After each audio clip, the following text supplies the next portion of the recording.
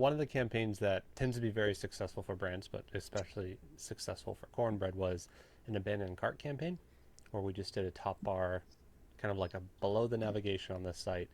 We tie it to Klaviyo segment if Klaviyo segment is abandoned cart, and then we just check on the because rules.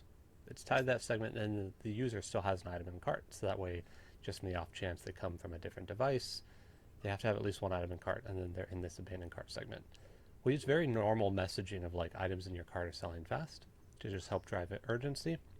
But when we're looking at the data between the two, I won't share specific revenue lift or anything like that, but in terms of conversion rate, when both users qualified, right? Both users are in the control and the test, have items that they've abandoned in their cart. When users came on the site and didn't see because messaging, versus those who came on site and saw that bar, that little, top bar with that because messaging, it was about 2.5 conversion point rate change. So it's a 2.5 point change positively when they saw that message that said items in your cart are selling fast, to help drive that good sense of urgency that feels true to the Cornbread brand. And then the add to cart was also up as well. The add to cart was almost a 27% change in add to cart rate.